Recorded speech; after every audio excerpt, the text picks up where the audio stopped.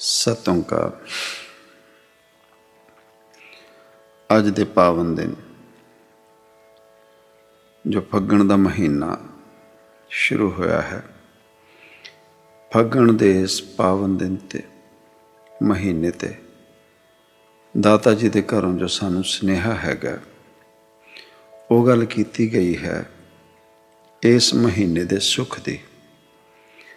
ਉਹ ਜੀਵ ਜੋ ਇਸ ਮਹੀਨੇ ਦੇ ਵਿੱਚ ਬਾਹਰੀ ਖੁਸ਼ੀਆਂ ਨੂੰ ਦੇਖ ਕੇ, ਬਾਹਰੀ ਰੰਗ ਨੂੰ ਦੇਖ ਕੇ ਜੋ ਖੁਸ਼ੀਆਂ ਵਿੱਚ ਵਿਚਰਦੇ ਨੇ, ਖੁਸ਼ੀਆਂ ਮਨਾਉਣ ਦੇ ਵਿੱਚ, ਉਹ ਜੀਵਾਂ ਦੇ ਵਾਸਤੇ ਇੱਕ ਸਮਝਾਉਣ ਦੀ ਗੱਲ ਕੀਤੀ ਗਈ ਕਿ ਫੱਗਣ ਦਾ ਮਹੀਨਾ ਜਦੋਂ ਆਉਂਦਾ ਹੈ ਤੇ ਇਸ ਮਹੀਨੇ ਦੇ ਵਿੱਚ ਜੀਵਾਂ ਦੇ ਵਿੱਚ ਇੱਕ ਉਮੰਗ ਹੁੰਦੀ ਹੈ, ਇੱਕ ਖੁਸ਼ੀ ਹੁੰਦੀ ਹੈ।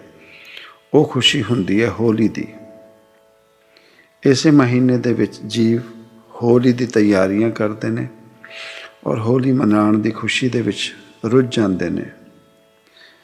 ਤੇ ਉਹ ਜੋ ਜੀਵ ਬਾਹਰੀ ਖੁਸ਼ੀ ਵਿੱਚ ਰੁੱਝੇ ਨੇ, ਬਾਹਰੀ ਖੁਸ਼ੀ ਮਨਾਉਣਾ ਚਾਹੁੰਦੇ ਨੇ, ਉਹਨਾਂ ਨੂੰ ਉਸ ਰੱਬ ਦੇ ਘਰੋਂ ਸਮਝਾਉਣ ਦੀ ਕੋਸ਼ਿਸ਼ ਕੀਤੀ ਗਈ ਕਿ ਉਹ ਜਿਹੜੀ ਖੁਸ਼ੀ ਬਾਹਰ ਜੀਵ ਲੱਭ ਰਹੇ ਨੇ, ਉਹ ਜੀਵ ਉਸ ਅਵਸਥਾ ਤੱਕ ਨਹੀਂ ਪਹੁੰਚ ਸਕਦੇ ਜਿਨ੍ਹਾਂ ਨੂੰ ਭੀਤਰੀ ਖੁਸ਼ੀ ਮਿਲ ਗਈ ਹੈ, ਭੀਤਰ ਦੀ ਖੁਸ਼ੀ ਮਿਲ ਗਈ ਹੈ।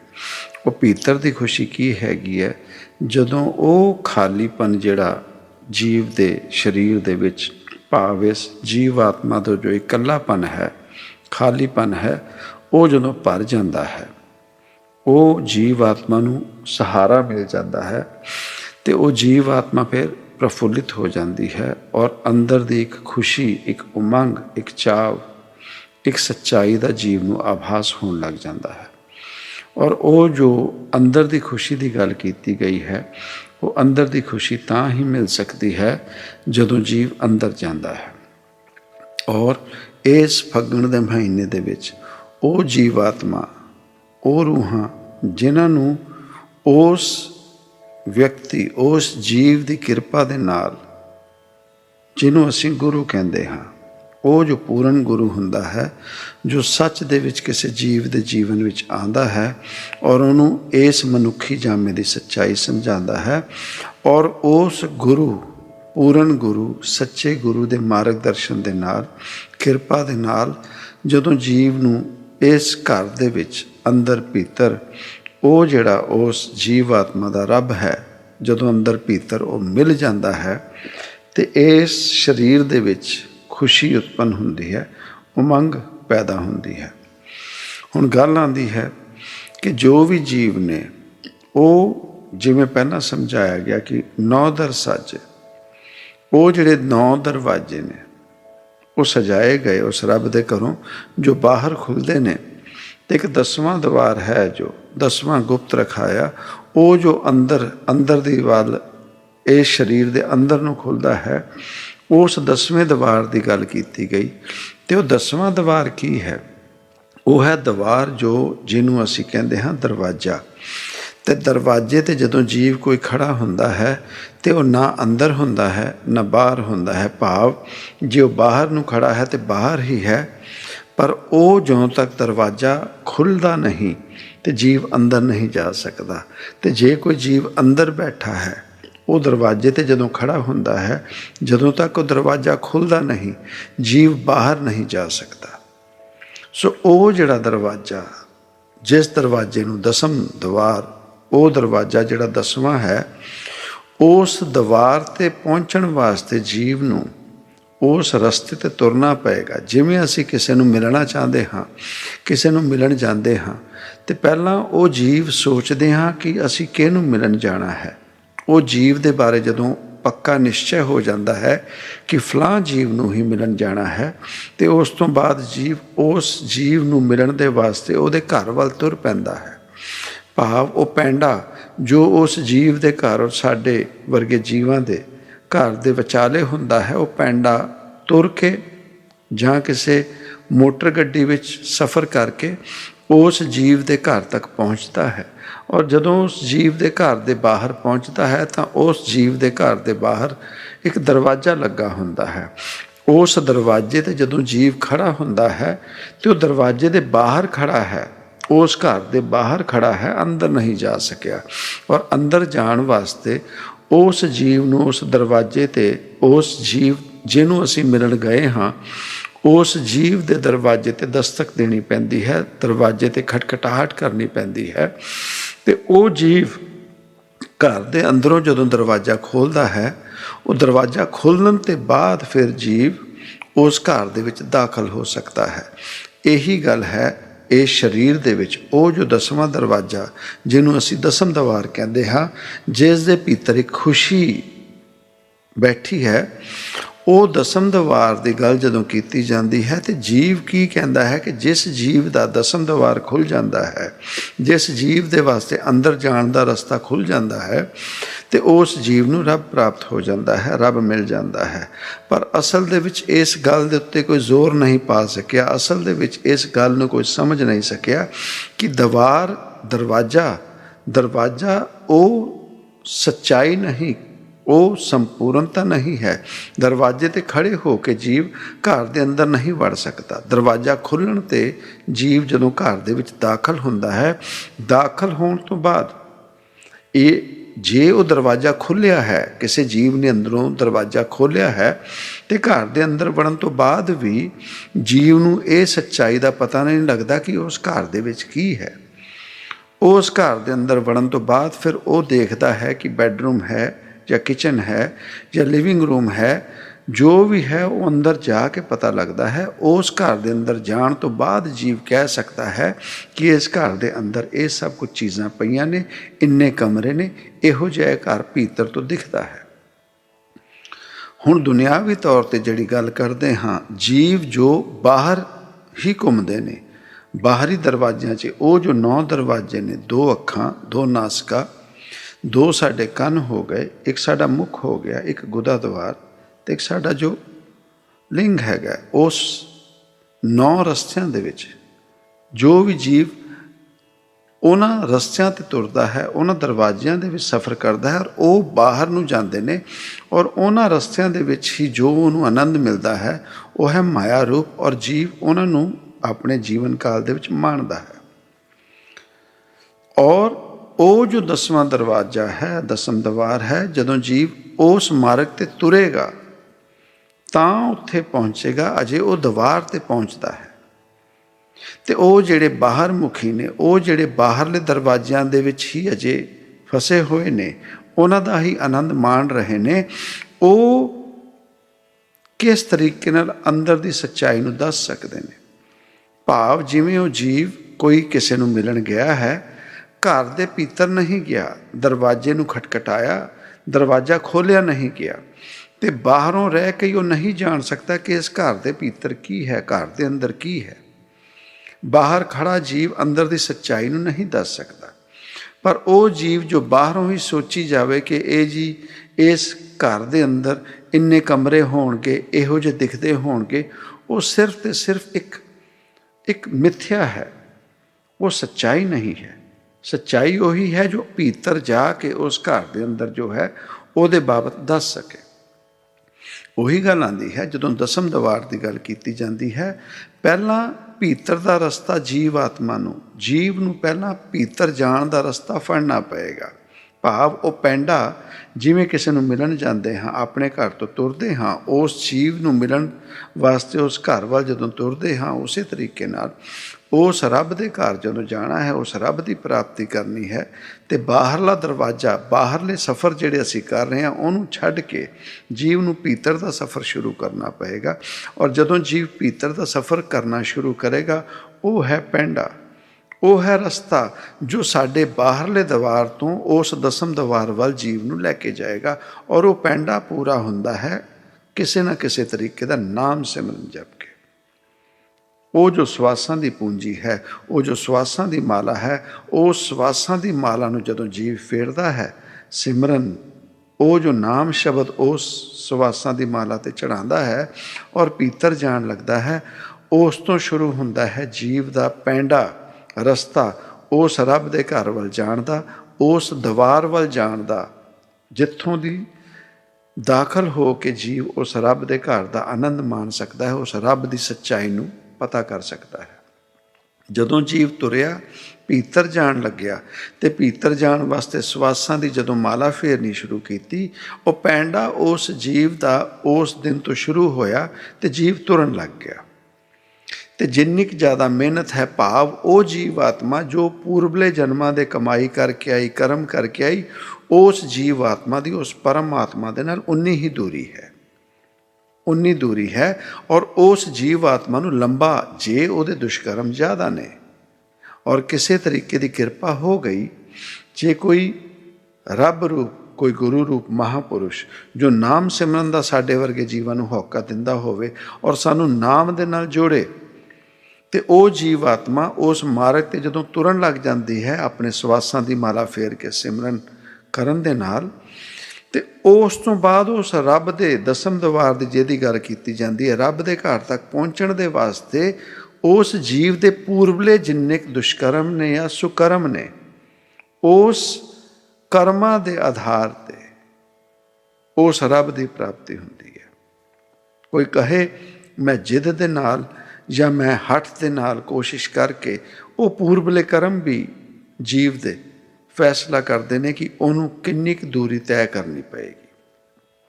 ਜਿਵੇਂ ਉਹ ਜੋ ਸ਼ੇਖ ਫਰੀਦ ਜੀ ਸੀ, ਉਹਨਾਂ ਨੂੰ ਸੰਪੂਰਨਤਾ ਪਾਉਣ ਵਾਸਤੇ 48 ਸਾਲ ਲੱਗੇ। ਨਾਮ ਸਿਮਰਨ ਉਹਨਾਂ ਨੇ ਉਸੇ ਦਿਨ ਤੋਂ, ਭਾਵ ਉਹ ਪੈਂਡਾ ਪਾਰ ਕਰਨਾ, ਉਸ ਪੈਂਡੇ 'ਤੇ, ਉਸ ਪੱਥ 'ਤੇ ਤੁਰ ਪਏ ਸੀਗੇ ਜਿਸ ਦਿਨ ਉਹਨਾਂ ਦੀ ਮਾਂ ਨੇ ਉਹਨਾਂ ਨੂੰ ਗੱਲ ਦੱਸੀ ਸੀਗੀ ਕਿ ਰੱਬ ਦੀ ਪ੍ਰਾਪਤੀ ਕਿਵੇਂ ਹੋ ਸਕਦੀ ਹੈ। ਉਹਨਾਂ ਨੇ ਉਹ ਸਫ਼ਰ ਕਰਨਾ ਸ਼ੁਰੂ ਕੀਤਾ ਔਰ ਜਿਵੇਂ ਜਿਵੇਂ ਉਹ ਜਾ ਰਹੇ ਸੀਗੇ, ਉਹਨਾਂ ਨੂੰ 48 ਸਾਲ ਲੱਗ ਗਏ। ਔਰ ਉਸ ਦਵਾਰ 'ਤੇ ਦਾਖਲ ਹੋਣ ਤੋਂ ਬਾਅਦ, ਉਸ ਤੋਂ ਬਾਅਦ ਉਹਨਾਂ ਦਾ ਜੀਵਨ ਜੋ ਵੀ ਚੱਲਿਆ ਉਹ ਚੱਲਿਆ।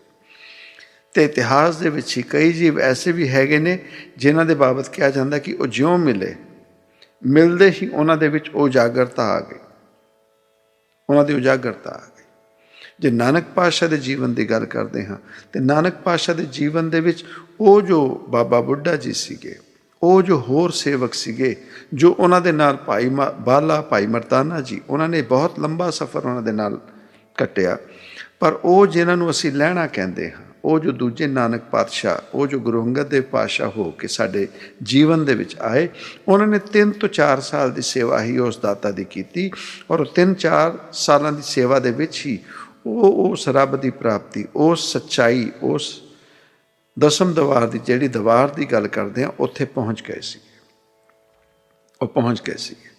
ਪਰ ਸਾਨੂੰ ਆਪਣੇ ਜੀਵਨ ਦੇ ਵਿੱਚ ਸਮਝਣਾ ਪਏਗਾ ਕਿ ਉਹ ਜਦੋਂ ਗੱਲ ਕੀਤੀ ਗਈ ਦਸਮ ਦਵਾਰ ਦੀ, ਉਸ ਦਸਮ ਦਵਾਰ ਨੂੰ ਪਾਉਣ ਦੇ ਵਾਸਤੇ ਸਾਨੂੰ ਪੈਂਡਾ ਆਪਣਾ ਸ਼ੁਰੂ ਕਰਨਾ ਪਏਗਾ, ਉਸ ਪੱਥ 'ਤੇ ਚੱਲਣਾ ਸ਼ੁਰੂ ਕਰਨਾ ਪਏਗਾ। ਅਤੇ ਜਿੰਨੀ ਜਲਦੀ ਅਸੀਂ ਉਸ ਪੱਥ 'ਤੇ ਤੁਰਨਾ ਸ਼ੁਰੂ ਕਰਾਂਗੇ, ਉਨਾ ਹੀ ਸਾਡੇ ਵਾਸਤੇ ਬਿਹਤਰ ਹੋਏਗਾ। ਭਾਵ ਕਿਉਂਕਿ ਸਾਨੂੰ ਇਹ ਨਹੀਂ ਪਤਾ ਕਿ ਸਾਡੇ ਪੂਰਬਲੇ ਕਰਮ ਕਿਹੋ ਜਿਹੇ ਸੀਗੇ, ਉਸ ਰੱਬ ਨੂੰ ਪ੍ਰਾਪਤ ਕਰਨ ਵਾਸਤੇ ਸਾਨੂੰ ਕਿੰਨਾ ਕੁ ਪੈਂਡਾ, ਸਾਨੂੰ ਨਹੀਂ ਪਤਾ ਕਿ ਸਾਡੇ ਘਰ ਤੋਂ ਉਸ ਜੀਵ ਦਾ ਘਰ ਜਿਹਨੂੰ ਮਿਲਣ ਜਾਣਾ ਹੈ ਕਿੰਨੀ ਕੁ ਦੂਰੀ 'ਤੇ ਹੈ।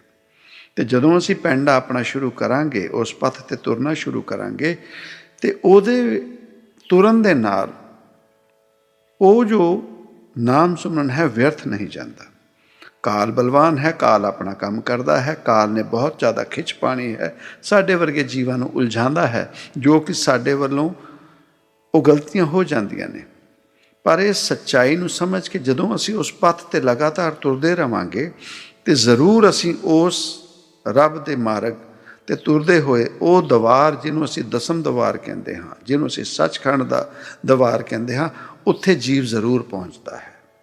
ਔਰ ਜਿਸ ਦਿਨ ਉਹ ਜੀਵ ਉੱਥੇ ਪਹੁੰਚਦਾ ਹੈ, ਉਸ ਦਰਵਾਜ਼ੇ 'ਤੇ ਜਦੋਂ ਦਸਤਕ ਦਿੰਦਾ ਹੈ, ਪੁਕਾਰਦਾ ਹੈ ਬਾਰ-ਬਾਰ, ਉਸ ਤੋਂ ਬਾਅਦ ਫਿਰ ਕਰਮਾਂ ਦੀ ਗੱਲ ਆਉਂਦੀ ਹੈ ਕਿ ਉਸ ਜੀਵ ਨੇ ਜਿਹਨੂੰ ਅਸੀਂ ਮਿਲਣ ਗਏ ਹਾਂ, ਉਹਦੇ ਦਰਵਾਜ਼ੇ 'ਤੇ ਅਸੀਂ ਦਸਤਕ ਦਿੱਤੀ, ਉਹ ਦਰਵਾਜ਼ਾ ਖੋਲ੍ਹੇ ਨਾ ਖੋਲ੍ਹੇ ਉਹ ਉਹਦੀ ਮਰਜ਼ੀ ਹੈ, ਅਸੀਂ ਜ਼ਬਰਦਸਤੀ ਨਹੀਂ ਕਰ ਸਕਦੇ। ਉਸੇ ਤਰੀਕੇ ਨਾਲ ਜਦੋਂ ਉਸ ਦਸਮ ਦਵਾਰ 'ਤੇ ਪਹੁੰਚਦਾ ਹੈ ਜੀਵ, ਅਤੇ ਦਸਤਕ ਦਿੰਦਾ ਹੈ, ਉਸ ਰੱਬ ਨੂੰ, ਉਸ ਗੁਰੂ ਵੱਲੋਂ ਦਿੱਤੇ ਗਏ ਨਾਮ ਸ਼ਬਦ ਦਾ ਉਚਾਰਨ ਕਰਕੇ ਉਹਨੂੰ ਪੁਕਾਰਦਾ ਹੈ, ਅਤੇ ਉਹ ਸ਼ੁਭ ਘੜੀ ਆਉਂਦੀ ਹੈ ਜਿਸ ਦਿਨ ਉਹ ਸ਼ੁਭ ਘੜੀ ਆਉਂਦੀ ਹੈ ਅਤੇ ਉਹ ਜਦੋਂ ਦੁਆਰ ਖੁੱਲ੍ਹਦਾ ਹੈ, ਉਹ ਰੱਬ ਉਹਨੂੰ ਇਜਾਜ਼ਤ ਦਿੰਦਾ ਹੈ ਆਪਣੇ ਘਰ ਦੇ ਵਿੱਚ ਦਾਖਲ ਹੋਣ ਦੀ। ਅਤੇ ਉਹ ਹੈ ਸ਼ੁਰੂਆਤ ਅਧਿਆਤਮਿਕਤਾ ਦੀ, ਉਹ ਹੈ ਸ਼ੁਰੂਆਤ ਰੱਬ ਨਾਲ ਮੇਲ ਹੋਣ ਦੀ। ਉੱਥੋਂ ਜੀਵ ਦਾ ਅਧਿਆਤਮਿਕ ਸਫ਼ਰ ਸ਼ੁਰੂ ਹੁੰਦਾ ਹੈ। ਅਤੇ ਸਾਡੇ ਵਰਗੇ ਜੀਵਾਂ ਨੂੰ ਇਹੀ ਕਹਿ ਦਿੱਤਾ ਗਿਆ ਕਿ ਹਾਂ, ਜਿਸ ਦਿਨ ਦਸਮ ਦੁਆਰ ਖੁੱਲ੍ਹ ਗਿਆ ਰੱਬ ਦੀ ਪ੍ਰਾਪਤੀ ਹੋ ਗਈ। ਇਹ ਭੁਲੇਖਾ ਹੈ, ਇਹ ਸੱਚਾਈ ਨਹੀਂ ਹੈ। ਇਹ ਭੁਲੇਖਾ ਜਿਸ ਦਿਨ ਸਾਨੂੰ ਸਮਝ ਆਏਗਾ, ਦਸਮ ਦੁਆਰ ਖੁੱਲ੍ਹਣ ਤੋਂ ਬਾਅਦ ਜੀਵ ਦਾ ਅਧਿਆਤਮਿਕ ਸਫ਼ਰ ਸ਼ੁਰੂ ਹੁੰਦਾ ਹੈ। ਉਹ ਰੱਬ ਰੂਪ ਉਸ ਦੇ ਵਾਸਤੇ ਜਦੋਂ ਦਰਵਾਜ਼ਾ ਖੋਲ੍ਹਦਾ ਹੈ ਅਤੇ ਜੀਵ ਜਦੋਂ ਭੀਤਰ ਦਾਖਲ ਹੁੰਦਾ ਹੈ ਅਤੇ ਜੋੜੇ ਲਾ ਕੇ ਜਦੋਂ ਦਾਖਲ ਹੋਇਆ, ਉਸ ਤੋਂ ਬਾਅਦ ਉਸ ਰੱਬ ਦੇ ਘਰ ਦੇ ਵਿੱਚ ਜਿੰਨਾ ਕੁ ਜਿਵੇਂ ਹੁੰਦਾ ਹੈ ਕਿ ਕਿਸੇ ਜੀਵ ਨੂੰ ਅਸੀਂ ਮਿਲਣ ਗਏ ਅਤੇ ਅਸੀਂ ਜੇ ਉਹਨੂੰ ਬਹੁਤ ਚੰਗੇ ਤਰੀਕੇ ਨਾਲ ਪਹਿਚਾਣਦੇ ਹਾਂ ਅਤੇ ਅਸੀਂ ਉਸ ਜੀਵ ਨੂੰ ਆਪਣੇ ਬੈਡਰੂਮ ਤੱਕ ਵੀ ਲੈ ਜਾਵਾਂਗੇ। ਉਹਨੂੰ ਜਿੰਨਾ ਕੁ ਅੰਦਰ ਦਾ ਸਾਡਾ ਸੀਕਰੇਟ ਹੈ, ਸਾਡੀ ਜਿੰਨੀ ਕੁ ਪ੍ਰਾਈਵੇਸੀ ਹੈ, ਅਸੀਂ ਉਹਨੂੰ ਡਿਸਕਲੋਜ਼ ਕਰ ਦੇਵਾਂਗੇ। ਅਤੇ ਜੇ ਕੋਈ ਜੀਵ ਸਾਡੀ ਪਹਿਚਾਣ ਵਾਲਾ, ਉਨੀ ਕੁ ਪਹਿਚਾਣ ਵਾਲਾ ਹੈ ਜਿੰਨੇ ਨਾਲ ਸਾਡਾ ਮੂੰਹ ਮਲਾਜ਼ਾ ਹੈ ਜਾਂ ਬੋਲ ਪਾਣੀ ਹੈ, ਅਸੀਂ ਦਰਵਾਜ਼ਾ ਖੋਲ੍ਹ ਕੇ ਉਹਨੂੰ ਆਪਣੇ ਲਿਵਿੰਗ ਰੂਮ ਤੱਕ ਦਾਖਲ ਹੋਣ ਦੇ ਦੇਵਾਂਗੇ। ਉਨਾ ਕੁ ਹੀ ਬੈਠ, ਤੂੰ ਚਾਹ ਪਾਣੀ ਪੀ ਅਤੇ ਆਪਣੇ ਘਰ ਨੂੰ ਜਾ। ਹੁਣ ਉੱਦਾਂ ਦੇ ਵੀ ਜੀਵ ਹੁੰਦੇ ਨੇ, ਉਸ ਅਵਸਥਾ 'ਤੇ ਪਹੁੰਚ ਕੇ ਵੀ ਦਸਮ ਦੁਆਰ ਖੁੱਲ੍ਹਣ ਤੋਂ ਬਾਅਦ ਉਹ ਉੱਥੇ ਜਾ ਕੇ ਡੋਲ ਜਾਂਦੇ ਨੇ। ਉਹ ਉੱਥੇ ਜਾ ਕੇ ਭੁਲੇਖੇ ਵਿੱਚ ਆ ਜਾਂਦੇ ਨੇ ਕਿ ਮੇਰੀ ਪ੍ਰਾਪਤੀ ਹੋ ਗਈ। ਅਜੇ ਰੱਬ ਨਾਲ ਵਾਰਤਾਲਾਪ ਸ਼ੁਰੂ ਹੋਈ ਅਤੇ ਉਹਦੇ ਨਾਲ ਜਿੰਨਾ ਕੁ ਸਹਿਜ ਹੋ ਕੇ ਸਾਡਾ ਰਿਸ਼ਤਾ ਬਣਿਆ ਰਹੇਗਾ, ਉਸ ਤੋਂ ਬਾਅਦ ਉਹ ਰੱਬ ਜੀਵ ਨੂੰ ਹੋਰ ਗਹਿਰਾਈ ਤੱਕ, ਭਾਵ ਆਪਣੇ ਘਰ ਦੇ ਹੋਰ ਕਮਰਿਆਂ ਦੇ ਵਿੱਚ ਹੋਰ ਗਹਿਰਾਈ ਤੱਕ ਦਾਖਲ ਕਰਵਾਉਂਦਾ ਹੈ। ਅਤੇ ਜਿਉਂ-ਜਿਉਂ ਉਹ ਅੰਦਰ ਜਾਂਦਾ ਹੈ, ਹੋਰ ਕਮਰੇ ਦੇਖਦਾ ਹੈ, ਹੋਰ ਗਹਿਰਾਈ ਨਾਲ ਉਸ ਰੱਬ ਦਾ ਘਰ ਦੇਖਦਾ ਹੈ, ਉਨੀ ਕੁ ਜ਼ਿਆਦਾ ਉਹਨੂੰ ਗਿਆਨ ਮਿਲਦਾ ਹੈ। ਅਤੇ ਉਹ ਗਿਆਨ ਲੈ ਕੇ ਜਦੋਂ ਉਹ ਦੁਨੀਆ ਦੇ ਵਿੱਚ ਦਰਸਾਉਂਦਾ ਹੈ, ਜੋ ਦੁਨੀਆ ਵਾਸਤੇ ਜਾਣਕਾਰੀ ਹੁੰਦੀ ਹੈ, ਕਾਰਨ ਉਹ ਜਾਣਕਾਰੀ ਜੀਵ ਹਾਸਲ ਕਰਦੇ ਨੇ। ਗਿਆਨ ਦੀ ਪ੍ਰਾਪਤੀ ਤਾਂ ਹੁੰਦੀ ਜਦੋਂ ਉਹ ਜੀਵ ਵੀ ਸੱਚ ਦੇ ਵਿੱਚ ਉਹ ਅਵਸਥਾ 'ਤੇ ਪਹੁੰਚ ਜਾਂਦੇ ਨੇ। ਉਹ ਵੀ ਦਸਮ ਦਰਬਾਰ ਆਪਣਾ ਖੁੱਲ੍ਹਵਾ ਕੇ ਉਸ ਰੱਬ ਦੇ ਨਾਲ ਵਾਰਤਾਲਾਪ ਸ਼ੁਰੂ ਕਰ ਦਿੰਦੇ ਨੇ। ਰੱਬ ਦੇ ਘਰ ਦਾ ਜਦੋਂ ਦਾਖਲਾ ਮਿਲ ਜਾਂਦਾ ਹੈ। ਅਤੇ ਹੁਣ ਜਿਹੜੀ ਗੱਲ ਆਉਂਦੀ ਹੈ, ਜਿੰਨਾ ਕੁ ਸਾਡਾ ਰਿਸ਼ਤਾ, ਦਸਮ ਦੁਆਰ ਵੀ ਖੁੱਲ੍ਹ ਗਿਆ, ਜੇ ਕਿਸੇ ਦਾ ਦਾਤਾ ਨੇ ਦਰਵਾਜ਼ਾ ਖੋਲ੍ਹ ਦਿੱਤਾ, ਅਤੇ ਕਿੰਨੀ ਗਹਿਰਾਈ ਤੱਕ ਅੰਦਰ ਜਾਣ ਨੂੰ ਮਿਲਿਆ, ਉਹ ਵੀ ਉਸ ਜੀਵ ਦੇ ਕਰਮ ਨੇ। ਇਸ ਕਰਕੇ ਕਿਹਾ ਜਾਂਦਾ, ਏਵੜ ਉੱਚਾ ਹੋਵੇ ਕੋਏ ਤਿਸ ਉੱਚੇ ਕੋ ਜਾਣੇ ਸੋਏ। ਭਾਵ ਉਹ ਜੀਵ, ਉਹ ਜਿੰਨਾ ਕੁ ਰੱਬ ਨੂੰ ਜਾਣ ਸਕਿਆ, ਰੱਬ ਨੂੰ ਜਾਣ ਤਾਂ ਹੀ ਸਕਿਆ ਜਦੋਂ ਦਸਮ ਦੁਆਰ ਖੁੱਲ੍ਹਣ ਤੋਂ ਬਾਅਦ ਉਹ ਰੱਬ ਦੇ ਘਰ ਦਾਖਲ ਹੋਇਆ ਅਤੇ ਰੱਬ ਦੇ ਨਾਲ ਕਿੰਨੀ ਕੁ ਗਹਿਰਾਈਆਂ ਦੀ ਗੱਲ ਹੋਈ, ਉਹ ਰੱਬ ਨੇ ਉਹਨੂੰ ਆਪਣੇ ਬਾਬਤ ਕਿੰਨੀ ਕੁ ਸੱਚਾਈ ਦੱਸੀ। ਉਹੀ ਜੀਵ ਦੀ ਗਿਆਨ ਹੈਗਾ ਜੋ ਦੁਨੀਆ ਦੇ ਸਮਕਸ਼ ਪ੍ਰਗਟ ਹੁੰਦਾ, ਉਹੀ ਪ੍ਰਗਟ ਹੁੰਦਾ। ਏਵੜ ਉੱਚਾ ਹੋਵੇ। ਜਿਵੇਂ ਜਿਵੇਂ ਜੀਵ ਉਹ ਉੱਚਾ ਹੁੰਦਾ ਹੈ, ਉਸ ਗਹਿਰਾਈ ਤੱਕ ਜਾਂਦਾ ਹੈ, ਉਸ ਦਸਮ ਦੁਆਰ 'ਤੇ ਚੱਲਣ ਤੋਂ ਬਾਅਦ ਹੋਰ ਜ਼ਿਆਦਾ ਰੱਬ ਨੂੰ ਸਮਝਣ ਦੀ ਕੋਸ਼ਿਸ਼ ਕਰਦਾ ਹੈ, ਉਸੇ ਸਿਮਰਨ ਦੇ ਰਾਹੀਂ, ਜਿਹਨੂੰ ਅਸੀਂ ਕਹਿੰਦੇ ਹਾਂ ਸਹਿਜ ਅਵਸਥਾ। ਹੱਠ ਦੇ ਨਾਲ ਨਹੀਂ।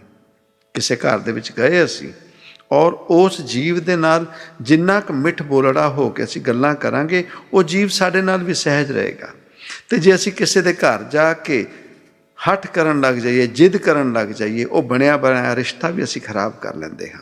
ਉਹ ਜੀਵ ਸਾਨੂੰ ਘਰ ਦੇ ਅੰਦਰ ਦਾਖਲ ਨਹੀਂ ਹੋਣ ਦੇਗਾ। ਕੁਝ ਸਮੇਂ ਬਾਅਦ ਕਹੇਗਾ, ਤੂੰ ਇਸ ਘਰ ਦੁਬਾਰਾ ਨਾ ਆਈ। ਜੇ ਅਸੀਂ ਉੱਥੇ ਜਾ ਕੇ ਹੱਠ ਕਰਨ ਲੱਗ ਜਾਈਏ, ਜਿੱਦ ਕਰਨ ਲੱਗ ਜਾਈਏ, ਇਹ ਗਲਤੀਆਂ ਹੁੰਦੀਆਂ ਨੇ ਸਾਡੇ ਜੀਵਨ ਦੇ ਵਿੱਚ। ਰੱਬ ਨੂੰ ਪਾ ਕੇ ਵੀ ਅਸੀਂ ਸਹਿਜ ਹੋਣ ਤੋਂ ਬਾਅਦ ਜੋ ਹੱਠ ਵਿੱਚ ਚਲੇ ਜਾਂਦੇ ਹਾਂ, ਜਿਹਦੇ ਬਹੁਤ ਵੱਡੀ ਗੱਲ ਜੋ ਸਾਡੇ ਸਮਕਸ਼ ਆਉਂਦੀ ਹੈ, ਜਿਹਨੂੰ ਅਸੀਂ ਰਾਵਣ ਕਹਿੰਦੇ ਹਾਂ। ਅੱਜ ਉਹ ਸ਼ੁਭ ਦਿਨ ਵੀ ਹੈ ਜਿਹਨੂੰ ਅਸੀਂ ਸ਼ਿਵਰਾਤਰੀ ਕਹਿੰਦੇ ਹਾਂ। ਉਹ ਸ਼ਿਵਰਾਤਰੀ ਦੇ ਪਾਵਨ ਦਿਨ ਦੇ ਉੱਤੇ ਉਹ ਜੋ ਪਰਮ ਭਗਤ ਸੀਗੇ ਭੋਲੇਨਾਥ ਦੇ, ਜਿਨ੍ਹਾਂ ਨੂੰ ਅਸੀਂ ਰਾਵਣ ਕਹਿ ਕੇ ਜਾਣਦੇ ਹਾਂ, ਉਹ ਰਾਵਣ ਵੀ ਸਹਿਜ ਹੋ ਕੇ ਜਦੋਂ ਉਸ ਰੱਬ ਨੂੰ ਭੀਤਰ ਪਾ ਗਏ, ਜਾਂ ਉਹਨੂੰ ਇਹ ਕਹਿ ਸਕਦੇ ਹਾਂ ਕਿ ਉਸ ਸਮੇਂ ਦੇ ਵਿੱਚ ਉਹ ਭੋਲੇਨਾਥ ਉਹਨੂੰ ਕੈਲਾਸ਼ 'ਤੇ ਉਹਨੂੰ ਦਰਸ਼ਨ ਦੇ ਦਿੱਤੇ, ਉਹਨੂੰ ਮਿਲ ਗਏ। ਉਸ ਤੋਂ ਬਾਅਦ ਉਹਨਾਂ ਨੇ ਦਵਾਰ ਖੋਲ੍ਹ ਦਿੱਤਾ ਸੀ ਕੈਲਾਸ਼ ਦਾ, ਜਿਹਨੂੰ ਅਸੀਂ ਦਸਮ ਦੁਆਰ ਕਹਿੰਦੇ ਹਾਂ। ਫੋਰ ਐਗਜ਼ਾਮਪਲ ਆਪਾਂ ਉਹ ਸਮਝ ਲਈਏ ਕਿ ਉਹ ਜੋ ਕੈਲਾਸ਼ ਪਰਬਤ 'ਤੇ ਗਏ ਅਤੇ ਉਹ ਵੀ ਉਸ ਜੀਵ ਦਾ ਦਸਮ ਦੁਆਰ ਸੀ। ਅਤੇ ਉਸ ਭੋਲੇਨਾਥ ਨੇ ਜਦੋਂ ਦੁਆਰ ਖੋਲ੍ਹਿਆ ਕੈਲਾਸ਼ ਦਾ, ਅਤੇ ਉਹ ਅੰਦਰ ਵੜਨ ਤੋਂ ਬਾਅਦ ਉਸ ਜੀਵ ਕੋਲੋਂ ਗਲਤੀ ਕਿੱਥੇ ਹੋਈ? ਉਹ ਸਹਿਜ ਹੋਣ ਦੀ ਬਜਾਏ ਹੱਠ ਵਿੱਚ ਆ ਗਿਆ। ਕੈਲਾਸ਼ ਤੇ ਮੌਜੂਦ ਹੁੰਦੇ ਹੋਏ ਵੀ ਉਹ ਭੋਲੇਨਾਥ ਨਾਲ ਜਿੱਦ ਕਰਨ ਲੱਗ ਗਿਆ, ਹੱਠ ਕਰਨ ਲੱਗ ਗਿਆ। ਉਸ ਤੋਂ ਬਾਅਦ ਉਸ ਜੀਵ ਦੇ ਵਾਸਤੇ ਕੈਲਾਸ਼ ਤੇ ਆਉਣ ਦੇ ਦਰਵਾਜ਼ੇ ਬੰਦ ਹੋ ਗਏ ਸੀ। ਉਸ ਤੋਂ ਬਾਅਦ ਭੋਲੇਨਾਥ ਨੇ ਉਹਨੂੰ ਕਹਿ ਦਿੱਤਾ ਸੀ ਕਿ ਕੈਲਾਸ਼ ਹੋਣ ਤੋਂ ਬਾਅਦ ਤੁਸੀਂ ਨਹੀਂ ਆ ਸਕਦੇ। ਔਰ ਉਸ ਜਿੱਦ ਦੇ ਵਿੱਚ, ਉਹ ਜਿੱਦ ਜਦੋਂ ਕਰ ਰਿਹਾ ਸੀਗਾ ਉਹ ਰਾਵਣ, ਔਰ ਉਸ ਰਾਵਣ ਦੀ ਜਿੱਦ ਕਰਕੇ ਉਹਨੂੰ ਜੋ ਸਜ਼ਾ ਮਿਲੀ ਸੀਗੀ ਭੋਲੇਨਾਥ ਦੇ ਕੋਲੋਂ, ਉਸ ਵਕਤ ਤੇ, ਉਸ ਸਮੇਂ ਤੇ ਉਹ ਜਿਹਨੂੰ ਅਸੀਂ ਸ਼ਿਵ ਸਤੋਤਰਮ ਕਹਿੰਦੇ ਹਾਂ, ਉਸ ਸਮੇਂ ਉਸ ਰਾਵਣ ਦੇ ਮੁਖ ਤੋਂ ਉਚਾਰਨ ਹੋਇਆ ਸੀ, ਜਿਹਨੂੰ ਅੱਜ ਭੋਲੇਨਾਥ ਦੀ ਪੂਜਾ ਦੇ ਵਾਸਤੇ ਜੋ ਵੀ ਮੰਦਰਾਂ ਦੇ ਵਿੱਚ ਉਚਾਰਨ ਕੀਤਾ ਜਾਂਦਾ ਹੈ, ਉਹ ਹੈ ਸ਼ਿਵ ਸਤੋਤਰਮ, ਜੋ ਰਾਵਣ ਦੁਆਰਾ ਰਚਿਤ ਹੈ, ਬਾਣੀ ਹੈ। ਉਸ ਅਵਸਥਾ ਤੇ ਪਹੁੰਚਣ ਤੋਂ ਬਾਅਦ ਵੀ ਹੱਠ ਕਰਕੇ ਉਹ ਜੀਵ ਸਭ ਕੁਝ ਆਪਣਾ ਖੋ ਗਿਆ। ਇਹੀ ਅਵਸਥਾ ਸਾਡੇ ਜੀਵਨ ਦੇ ਵਿੱਚ ਵੀ ਹੁੰਦੀ ਹੈ। ਬਹੁਤ ਕੁਝ ਮਿਲਦਾ ਹੈ ਉਸ ਰੱਬ ਦੇ ਘਰੋਂ, ਬਹੁਤ ਦਾਤ ਮਿਲਦੀ ਹੈ, ਪਰ ਇੱਕ ਸਮੇਂ ਤੋਂ ਬਾਅਦ ਜਦੋਂ ਅਸੀਂ ਹੱਠੀ ਹੋ ਜਾਂਦੇ ਹਾਂ, ਜਾਂ ਜਿੰਨਾ ਕੁ ਸਾਨੂੰ ਅੰਦਰ ਉਸ ਰੱਬ ਦੇ ਘਰ 'ਚ ਦਾਖਲਾ ਮਿਲਿਆ, ਉੱਥੇ ਪਹੁੰਚ ਕੇ ਅਸੀਂ ਹਉਮੈ ਦੇ ਵਿੱਚ ਆ ਜਾਂਦੇ ਹਾਂ ਕਿ ਅਸੀਂ ਹੀ ਸਭ ਕੁਝ ਹਾਂ। ਆਪਣੇ ਆਪ ਨੂੰ ਰੱਬ ਦਾ ਪ੍ਰਗਟਾਵਾ ਕਰਵਾਉਣ ਲੱਗ ਜਾਂਦੇ ਹਾਂ। ਦੁਨੀਆ ਦੇ ਵਿੱਚ ਜਿੰਨੀ ਜਾਣਕਾਰੀ ਅਸੀਂ ਦੁਨੀਆ ਨੂੰ ਦਿੰਦੇ ਹਾਂ, ਉਹ ਗਿਆਨ ਰੂਪੀ ਜੋ ਸਾਨੂੰ ਰੱਬ ਦੇ ਘਰੋਂ, ਉਹ ਜੀਵਾਂ ਦਾ, ਜਿਨ੍ਹਾਂ ਦਾ ਦਸਮ ਦੁਆਰ ਖੁੱਲ੍ਹਣ ਤੋਂ ਬਾਅਦ ਰੱਬ ਉਹਨਾਂ ਨੂੰ ਆਪਣੇ ਘਰ ਬੁਲਾ ਕੇ ਦਾਤ ਦਿੰਦਾ ਹੈ। ਪਰ ਕੁਝ ਜੀਵ ਐਸੇ ਵੀ ਹੁੰਦੇ ਨੇ ਜਿਹੜੇ ਉਸ ਦਾਖਲੇ ਨੂੰ ਹਜਮ ਨਹੀਂ ਕਰ ਸਕਦੇ, ਕਿ ਦੁਨੀਆ ਦੇ ਸਮਕਸ਼ ਆਪਣੇ ਆਪ ਨੂੰ ਹੀ ਰੱਬ ਪ੍ਰਗਟਾਉਣ ਲੱਗ ਜਾਂਦੇ ਨੇ। ਉਹ ਇਹ ਕਹਿਣ ਲੱਗ ਜਾਂਦੇ ਨੇ ਕਿ ਮੈਂ ਹੀ ਰੱਬ ਹਾਂ, ਮੈਂ ਹੀ ਸਭ ਕੁਝ ਹਾਂ। ਇੱਦਾਂ ਦੀ ਅਵਸਥਾ ਦੇ ਜੀਵ ਵੀ ਉਸ ਰੱਬ ਦੇ ਘਰ 'ਚ ਪ੍ਰਵਾਨ ਨਹੀਂ ਹੁੰਦੇ। ਇਹ ਅਵਸਥਾ ਹੈ ਜਦੋਂ ਜੀਵ ਆਪਣੇ ਭੀਤਰ ਦੀ ਮੰਜ਼ਿਲ ਨੂੰ ਪਾਰ ਕਰਕੇ ਦਸਮ ਦੁਆਰ 'ਤੇ ਪਹੁੰਚਦਾ ਹੈ। ਅਤੇ ਆਪਣੇ ਜੀਵਨ ਕਾਲ ਦੇ ਵਿੱਚ ਅਸੀਂ ਜੇ ਨਿਗਾਹ ਮਾਰ ਕੇ ਦੇਖੀਏ ਕਿ ਅਸੀਂ ਅੱਜ ਕਿੱਥੇ ਖੜ੍ਹੇ ਹਾਂ। ਅਸੀਂ ਬਾਹਰਲੀ ਦੁਨੀਆ ਦੇ ਵਿੱਚ ਹੀ ਮਗਨ ਹਾਂ, ਬਾਹਰਲੀ ਦੁਨੀਆ ਦੇ ਵਿੱਚ ਹੀ ਖੁਸ਼ੀਆਂ ਭਾਲ ਰਹੇ ਹਾਂ, ਔਰ ਉਹਦੇ ਵਿੱਚ ਵੀ ਵਿਲੀਨ ਹੋ ਕੇ ਆਪਣਾ ਜੀਵਨ ਗੁਜ਼ਾਰ ਰਹੇ ਹਾਂ। ਅਤੇ ਉਹ ਜੀਵ ਜਿਨ੍ਹਾਂ ਦੇ ਦਸਮ ਦੁਆਰ ਵੀ ਖੁੱਲ੍ਹ ਗਏ, ਉਹ ਵੀ ਰੱਬ ਦੀ ਪ੍ਰਾਪਤੀ ਕਰ ਸਕੇ ਜਾਂ ਨਹੀਂ ਕਰ ਸਕੇ, ਇਹ ਸੱਚਾਈ ਸਾਨੂੰ ਅਜੇ ਤੱਕ ਨਹੀਂ ਪਤਾ। ਅਤੇ ਅਸੀਂ ਉਹ ਦਸਮ ਦੁਆਰ ਖੁੱਲ੍ਹਣ ਨੂੰ ਹੀ, ਜਿਨ੍ਹਾਂ ਦੇ ਦਸਮ ਦੁਆਰ ਖੁੱਲ੍ਹ ਗਏ, ਅਸੀਂ ਉਹਨਾਂ ਨੂੰ ਹੀ ਰੱਬ ਮੰਨ ਕੇ ਚੱਲ ਪਏ। ਅਤੇ ਅਸੀਂ ਅੱਜ ਆਪਣੇ ਜੀਵਨ ਕਾਲ ਦੇ ਵਿੱਚ ਕਿੱਥੇ ਖੜ੍ਹੇ ਹਾਂ? ਇਹ ਜੀਵਨ ਨੂੰ ਆਪਣੇ ਜੀਵਨ ਦੇ ਵਿੱਚ ਨਿਗਾਹ ਮਾਰਨੀ ਪਏਗੀ, ਧਿਆਨ ਕਰਨਾ ਪਏਗਾ। ਅੱਜ ਜੋ ਅਸੀਂ ਬਾਹਰਲੀ ਦੁਨੀਆ ਦੇਖਦੇ ਹਾਂ, ਨਾਨਕ ਪਾਤਸ਼ਾਹ ਦੀ ਬਾਣੀ ਹੈ, ਉਹਨਾਂ ਨੇ ਕਹਿ ਦਿੱਤਾ ਕਿ ਧਰਤੀ ਹੋਰ, ਪਰੇ ਹੋਰ, ਤਿਸ ਤੇ ਪਾਰ ਤਲੇ ਕਵਣ ਜੋਰ। ਅਤੇ ਧਰਤੀਆਂ ਦੀ ਜਦੋਂ ਗੱਲ ਕੀਤੀ ਗਈ ਕਿ ਬਹੁਤ ਸਾਰੀਆਂ ਧਰਤੀਆਂ ਇਸ ਬ੍ਰਹਮਾਂਡ ਦੇ ਵਿੱਚ ਨੇ, ਅਤੇ ਜੇ ਜੀਵ ਸੋਚ ਕੇ ਦੇਖੇ ਕਿ ਅੱਜ ਰਾਤ ਜੀਵ ਸੋਵੇ ਅਤੇ ਕੱਲ੍ਹ ਸਵੇਰੇ ਜਿਹੋ ਜਿਹੀ ਧਰਤੀ ਸਾਡੀ ਹੈ, ਹੂ ਬਹੂ ਧਰਤੀ ਅੱਜ ਚੰਦਰਮਾ ਦੇ ਨਾਲ ਇੱਕ ਉਹੋ ਜਿਹੀ ਧਰਤੀ ਦਿਖਣ ਲੱਗ ਜਾਵੇ ਜਿਹੋ ਜਿਹੀ ਧਰਤੀ ਸਾਡੀ ਆਪਣੀ ਧਰਤੀ ਹੈ। ਅਤੇ ਜੀਵਾਂ ਨੂੰ ਕਿੰਨੀ ਖੁਸ਼ੀ ਹੋਏਗੀ ਕਿ ਆਹ ਹੂ ਬਹੂ ਜਿਹੜੀ ਧਰਤੀ 'ਤੇ ਅਸੀਂ ਰਹਿੰਦੇ ਹਾਂ, ਇਹੋ ਜਿਹੀ ਹੂ ਬਹੂ ਧਰਤੀ ਦੁਨੀਆ ਦੇ ਵਿੱਚ ਸਮਕਸ਼ ਪ੍ਰਗਟ ਹੋ ਗਈ। ਜਿਸ ਦੀ ਲਾਲਸਾ ਦੇ ਵਿੱਚ ਜੀਵ ਅੱਜ ਉਸ ਬ੍ਰਹਮਾਂਡ ਨੂੰ ਖੋਜਣ ਲੱਗੇ ਹੋਏ ਨੇ ਕਿ ਸਾਡੀ ਧਰਤੀ ਵਰਗੀ ਧਰਤੀ ਕੋਈ ਇਸ ਬ੍ਰਹਮਾਂਡ ਦੇ ਵਿੱਚ ਮਿਲ ਜਾਵੇ। ਅਤੇ ਇਹ ਹੈ ਬਾਹਰਲੀ ਧਰਤੀਆਂ ਖੋਜਣ ਦੀ ਗੱਲ। ਅਤੇ ਜਦੋਂ ਜੀਵ ਭੀਤਰ ਦੇ ਮਾਰਗ 'ਤੇ ਚੱਲਦਾ ਹੈ, ਅਤੇ ਉਹ ਜੋ ਧਰਤੀ ਦੀ ਗੱਲ ਕੀਤੀ ਜਾਂਦੀ ਹੈ, ਇਸ ਸਰੀਰ ਦੇ ਵਿੱਚ ਵੀ ਉਹ ਧਰਤੀਆਂ ਮਿਲਦੀਆਂ ਹਨ। ਔਰ ਸੋਚ ਕੇ ਦੇਖੀਏ ਕਿ ਬਾਹਰ ਸਾਨੂੰ ਜੇ ਹੂ ਬਹੂ ਸਾਡੀ ਧਰਤੀ ਵਰਗੀ ਧਰਤੀ ਮਿਲ ਜਾਵੇ, ਜਿਸ 'ਤੇ ਅਸੀਂ ਜਾ ਕੇ ਰਹਿ ਸਕਦੇ ਹਾਂ, ਜਿੱਥੇ ਜਾ ਕੇ ਅਸੀਂ ਉਸ ਖੁਸ਼ੀ ਨੂੰ ਪਾ ਸਕਦੇ ਹਾਂ। ਇਸੇ ਹੀ ਜੀਵਨ ਕਾਲ ਦੇ ਵਿੱਚ ਉਹ ਜਿਹਨੂੰ ਅਸੀਂ ਸਵਰਗ ਕਹਿੰਦੇ ਹਾਂ, ਇਸੇ ਜੀਵਨ ਕਾਲ ਦੇ ਵਿੱਚ ਜੋ ਸੱਚਖੰਡ ਕਿਹਾ ਜਾਂਦਾ ਹੈ, ਉਹ ਜੋ ਅਕਥ ਲੋਕ ਹੈ, ਅਗੰਮ ਲੋਕ ਹੈ, ਉਹ ਜੇ ਦੁਨੀਆਦਾਰੀ ਦੇ ਵਿੱਚ, ਬਾਹਰਲੀ ਦੁਨੀਆ ਦੇ ਵਿੱਚ ਜੀਵਾਂ ਨੂੰ ਜੇ ਪਤਾ ਲੱਗ ਜਾਵੇ ਕਿ ਇੰਨੇ ਕੁ ਹਜ਼ਾਰ ਸਾਲ, ਲੱਖ ਸਾਲ ਦੀ ਦੂਰੀ 'ਤੇ ਉਹ ਬ੍ਰਹਮਾਂਡ ਹੈ ਜਿੱਥੇ ਅਗੰਮ ਲੋਕ ਹੈ, ਜਿਹਨੂੰ ਅਸੀਂ ਅੱਜ ਜੇ ਸ਼ਿਵਰਾਤਰੀ ਦੀ ਗੱਲ ਹੈ, ਕਿਹਾ ਜਾਂਦਾ ਕਿ ਉਹ ਕੈਲਾਸ਼ ਕੋਈ ਹੋਰ ਹੈ ਜਿੱਥੇ ਭੋਲੇਨਾਥ ਅੱਜ ਵੀ ਰਹਿੰਦੇ ਨੇ। ਅਤੇ ਜੀਵਾਂ ਨੂੰ ਪਤਾ ਲੱਗ ਜਾਵੇ ਕਿ ਇੰਨੇ ਕੁ ਹਜ਼ਾਰਾਂ ਸਾਲ ਦੀ ਦੂਰੀ 'ਤੇ ਉਹ ਭੋਲੇਨਾਥ ਦਾ ਕੈਲਾਸ਼ ਪਰਬਤ ਹੈ। ਜੀਵ ਅੱਜ ਹੀ ਉਸ ਖੁਸ਼ੀ ਦੇ ਵਿੱਚ ਵਿਲੀਨ ਹੋ ਜਾਣਗੇ, ਖੁਸ਼ੀ ਮਾਨਣ ਲੱਗ ਜਾਣਗੇ। ਪਹੁੰਚਣਾ ਨਾ ਪਹੁੰਚਣਾ ਉਹ ਬਾਅਦ ਦੀ ਗੱਲ ਹੈ। ਉਸੇ ਤਰੀਕੇ ਨਾਲ ਇਸ ਸਰੀਰ ਦੇ ਵਿੱਚ, ਇਸ ਸਰੀਰ ਦੇ ਵਿੱਚ ਵੀ ਉਹ ਜਿਹਨੂੰ ਅਸੀਂ ਅਗੰਮ ਲੋਕ ਕਹਿੰਦੇ ਹਾਂ, ਅਕਥ ਲੋਕ ਕਹਿੰਦੇ ਹਾਂ, ਉਹ ਜਿਹਨੂੰ ਅਸੀਂ ਸੱਚਖੰਡ ਕਹਿੰਦੇ ਹਾਂ, ਜਾਂ ਅਸੀਂ ਜਿਹਨੂੰ ਅਸੀਂ ਕੈਲਾਸ਼ ਕਹਿ ਦਈਏ, ਉਹ ਸਾਰੇ ਭੀਤਰ ਨੇ। ਅਤੇ ਉਹ ਜੀਵ, ਉਹ ਦਸਮ ਦੁਆਰ ਖੁੱਲ੍ਹਣ ਤੋਂ ਬਾਅਦ ਜਿਉਂ-ਜਿਉਂ ਤਰੱਕੀ ਹੁੰਦੀ ਹੈ, ਜਿਉਂ-ਜਿਉਂ ਤਰੱਕੀ ਹੁੰਦੀ ਹੈ, ਉਹ ਫਿਰ ਖੁਸ਼ੀ ਮਿਲਦੀ ਹੈ। ਉਹ ਲੋਕਾਂ ਨੂੰ ਦੇਖ ਕੇ, ਆਪਣੇ ਜੀਵ ਅੰਦਰ ਭੀਤਰ ਆਪਣੀ ਵਰਗੀਆਂ ਧਰਤੀਆਂ,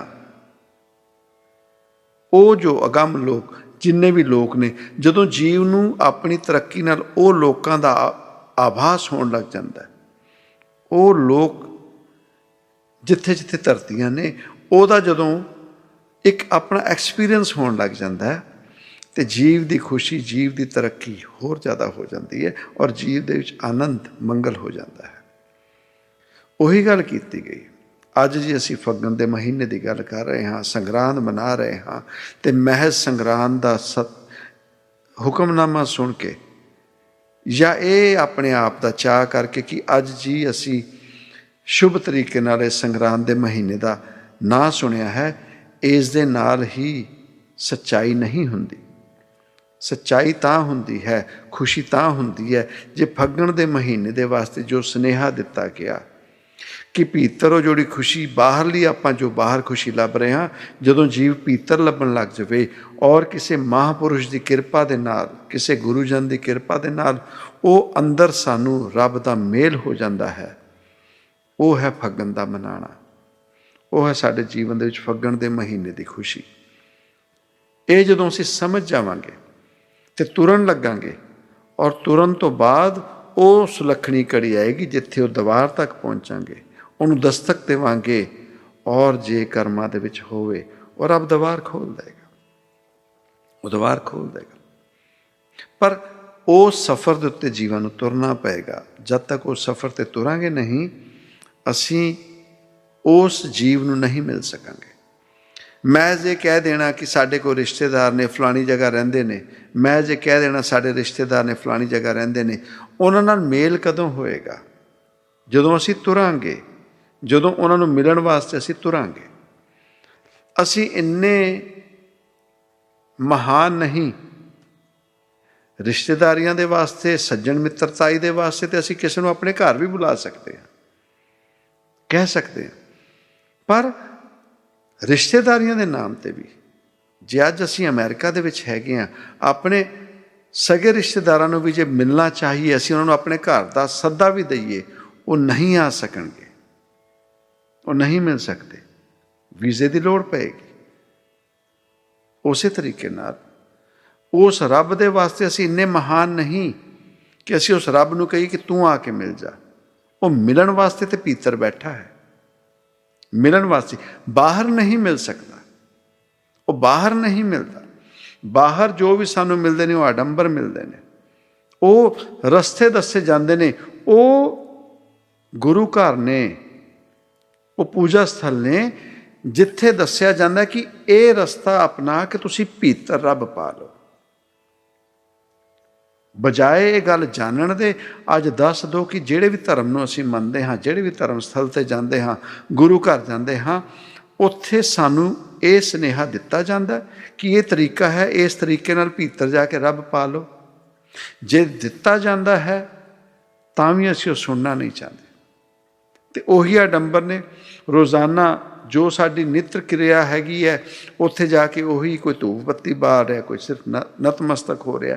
ਇਹਨਾਂ ਚੀਜ਼ਾਂ ਦੇ ਨਾਲ ਇਸ ਜੀਵ ਆਤਮਾ ਦੀ, ਇਸ ਜੀਵਨ ਦੀ ਇਹ ਸੱਚਾਈ ਸੰਪੂਰਨ ਨਹੀਂ ਹੋ ਸਕਦੀ। ਸਾਨੂੰ ਆਪਣੇ ਆਪ ਨੂੰ ਸਮਝਣਾ ਪਏਗਾ, ਆਪਣੇ ਆਪ ਦੇ ਭੀਤਰ ਦੇਖਣਾ ਪਏਗਾ। ਸਾਡੇ ਜੀਵਨ ਦੇ ਵਿੱਚ ਅਸੀਂ ਕਿਹੜੇ ਕੰਮਾਂ 'ਚ ਪੈ ਗਏ? ਜਿਵੇਂ ਸਾਡੀ ਜ਼ੁਬਾਨ ਦੇ ਉੱਪਰ ਕਿਹਾ ਜਾਂਦਾ ਕਿ ਟੇਸਟ ਦੇ ਬਡ ਨੇ, ਭਾਵ ਉਹ ਜੋ ਸਾਨੂੰ ਸਵਾਦ ਦਿੰਦੇ ਨੇ, ਸਾਡੀ ਜ਼ੁਬਾਨ ਦੇ ਉੱਪਰ ਉਹ ਅਣ ਨੇ, ਅਣੂ ਕਹਿ ਸਕਦੇ ਹਾਂ, ਉਹ ਪਾਰਟੀਕਲਸ ਨੇ, ਜਾਂ ਉਹ ਚੀਜ਼ਾਂ ਨੇ ਜੋ ਸਾਡੀ ਜ਼ੁਬਾਨ ਨੂੰ ਇੱਕ ਸਵਾਦ ਦਿੰਦੀ ਹੈ, ਜਿਸ ਦੇ ਨਾਲ ਸਾਨੂੰ ਪਤਾ ਲੱਗਦਾ ਹੈ ਮਿੱਠਾ ਹੈ, ਨਮਕੀਨ ਹੈ, ਤਿੱਖਾ ਹੈ। ਜਿਸ ਤਰੀਕੇ ਦੇ ਉਹ ਬਡ ਨੇ ਸਾਡੀ ਜ਼ੁਬਾਨ ਦੇ ਉੱਪਰ, ਉਸੇ ਤਰੀਕੇ ਦੇ ਬਡ ਸਾਡੇ ਕੰਨਾਂ ਦੇ ਉੱਪਰ ਵੀ ਲੱਗੇ ਹੋਏ ਨੇ। ਕੰਨਾਂ ਦੇ ਉੱਪਰ ਵੀ, ਕੰਨ ਵੀ ਉਸੇ ਤਰੀਕੇ ਨਾਲ ਜਦੋਂ ਕੋਈ ਸਾਡੇ ਨਾਲ ਗੱਲਬਾਤ ਕਰਦਾ ਹੈ ਤੇ ਉਹ ਗੱਲ ਜਿਸ ਵੀ ਤਰੀਕੇ ਦੀ ਹੋਈ, ਸਾਡੇ ਕੰਨ ਜੋ ਹੈਗੇ ਨੇ ਉਸ ਜ਼ੁਬਾਨ ਦੀ ਤਰ੍ਹਾਂ ਉਹਦਾ ਆਭਾਸ ਕਰ ਲੈਂਦੇ ਨੇ। ਤੇ ਉਹ ਜਿਵੇਂ ਕੁਝ ਕੌੜਾ ਖਾ ਲਓ ਤੇ ਸਾਡੀ ਜ਼ੁਬਾਨ ਦੱਸ ਜਾਂਦੀ ਹੈ ਕੌੜਾ ਹੈਗਾ, ਔਰ ਸਾਨੂੰ ਪਤਾ ਲੱਗ ਜਾਂਦਾ, ਔਰ ਸਰੀਰ ਸਾਡਾ ਉੱਦਾਂ ਰਿਐਕਟ ਕਰਨ ਲੱਗ ਜਾਂਦਾ। ਉਹ ਜਦੋਂ ਸਾਨੂੰ ਕੁਝ ਮਿੱਠਾ ਦਿੱਤਾ ਜਾਂਦਾ, ਜ਼ੁਬਾਨ ਕਹਿੰਦੀ ਹੈ ਮਿੱਠਾ ਹੈ, ਤੇ ਸਾਡਾ ਸਰੀਰ ਉਸ ਤਰੀਕੇ ਨਾਲ ਰਿਐਕਟ ਕਰਦਾ ਹੈ, ਆਭਾਸ ਕਰਦਾ ਹੈ।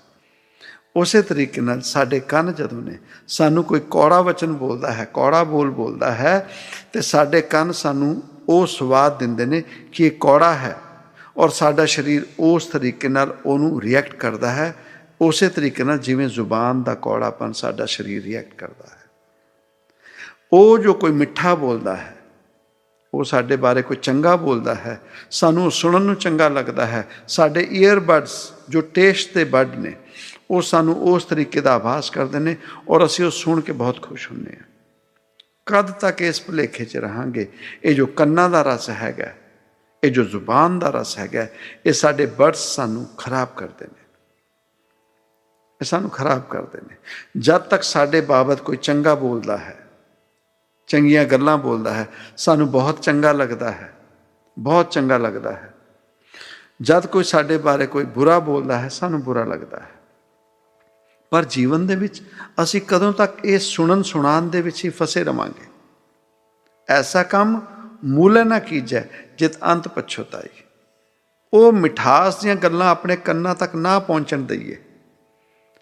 ਜੀਵਨ ਦੇ ਵਿੱਚ ਸੱਚ ਸੁਣਨ ਦੀ ਆਦਤ ਪਾਈਏ। ਚਾਹੇ ਜੇ ਕਿਸੇ ਨੇ ਸਾਡੇ ਬਾਰੇ ਕੌੜਾ ਬੋਲਿਆ, ਪਰ ਜੇ ਉਹ ਸੱਚ ਹੈ ਤੇ ਉਸ ਚੀਜ਼ ਨੂੰ ਅਪਣਾ ਲਈਏ।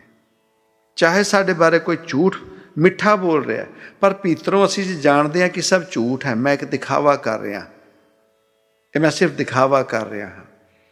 ਤੇ ਜਦੋਂ ਉੱਦਾਂ ਦੀ ਗੱਲਾਂ ਕੋਈ ਸਾਡੇ ਕੰਨਾਂ ਦੇ ਵਿੱਚ ਬੋਲੇ ਜੋ ਸਾਨੂੰ ਭੀਤਰੋਂ ਪਤਾ ਹੈ ਕਿ ਇਹ ਸੱਚ ਨਹੀਂ ਹੈ, ਤੇ ਉਹ ਮਿੱਠਾ ਵੀ ਸਾਡੇ ਵਾਸਤੇ ਕੋਈ ਫਾਇਦਾ ਦਾ ਨਹੀਂ। ਜੀਵਨ ਦੇ ਵਿੱਚ ਕੋਸ਼ਿਸ਼ ਕਰੀਏ ਸੱਚ ਸੁਣਨ ਦੀ, ਸੱਚ ਬੋਲਣ ਦੀ। ਜੋ ਹਾਂ ਆਪਣੇ ਆਪ ਦੇ ਵਿੱਚ ਸੱਚ ਰੱਖੀਏ, ਆਪਣੇ ਆਪ ਨੂੰ ਹੋਰ ਕੋਈ ਨਾ ਦੇਖ ਸਕੇ, ਸ਼ੀਸ਼ੇ ਦੇ ਸਮਕਸ਼ ਅਗਰ ਖੜੇ ਹੋਈਏ ਤੇ ਆਪਣੇ ਆਪ ਨੂੰ ਅੱਖਾਂ ਪਾ ਕੇ ਦੇਖ ਸਕੀਏ, ਸਾਡੇ ਭੀਤਰੋਂ ਆਵਾਜ਼ ਆਵੇ ਅਸੀਂ ਸੱਚੇ ਹਾਂ ਜਾਂ ਝੂਠੇ ਹਾਂ। ਜਦ ਤੱਕ ਸੱਚ ਨਹੀਂ ਅਪਣਾਉਂਦੇ, ਚਾਹੇ ਉਹ ਦੁਨਿਆਵੀ ਹੈ ਜਾਂ ਉਹ ਰੱਬ ਦੇ ਘਰ ਦਾ ਹੈ, ਸੱਚ ਸਾਨੂੰ ਸਮਝਣਾ ਪਏਗਾ। ਬਹੁਤ ਜੀਵ ਸਾਨੂੰ ਉਲਝਾਉਂਦੇ ਨੇ, ਉਲਝ ਚੁੱਕੇ ਹਾਂ। ਦਸਮ ਦਵਾਰ ਰੱਬ ਪਾਣਾ ਨਹੀਂ ਹੈ, ਪਰ ਹਾਂ ਸਾਡੇ ਵਰਗੇ ਜੀਵਾਂ ਤੋਂ ਉਹ ਬਿਹਤਰ ਨੇ ਜਿਹੜੇ ਦਸਮ ਦਵਾਰ ਤੱਕ ਵੀ ਪਹੁੰਚ ਗਏ। ਉਹਨਾਂ ਨੇ ਮਿਹਨਤ ਤੇ ਕੀਤੀ, ਉਸ ਪਥ ਤੇ ਤੁਰੇ ਤਾਂ ਸਹੀ, ਉਸ ਮਾਰਗ ਦੇ ਪਾਂਧੀ ਤਾਂ ਹੋਏ ਜਿਸ ਦੇ ਉੱਤੇ ਯਕੀਨ ਹੈ, ਉਮੀਦ ਹੈ ਕਿ ਇੱਕ ਨਾ ਇੱਕ ਦਿਨ ਜੀਵ ਉਸ ਸਫ਼ਰ ਨੂੰ ਪੂਰਾ ਕਰ ਲਏਗਾ। ਸਾਡੇ ਨਾਲ ਬਹੁਤ ਬਿਹਤਰ ਨੇ, ਪਰ ਉਹ ਜੋ ਬਿਹਤਰ ਨੇ, ਜੋ ਉਸ ਮਾਰਗ ਤੇ ਤੁਰ ਪਏ, ਅਸੀਂ ਆਪ ਵੀ ਉਸ ਮਾਰਗ ਤੇ ਚੱਲ ਕੇ ਉਸ ਸੁੱਖ ਦਾ, ਉਸ ਆਨੰਦ ਦਾ ਆਭਾਸ ਕਰ ਸਕਦੇ ਹਾਂ, ਬਜਾਏ ਕਿ ਉਹ ਜੀਵ ਜੋ ਤੁਰ ਕੇ ਉੱਥੇ ਪਹੁੰਚੇ ਨੇ ਉਹਨਾਂ ਨੂੰ ਹੀ ਰੱਬ ਮੰਨ ਲਿਆ।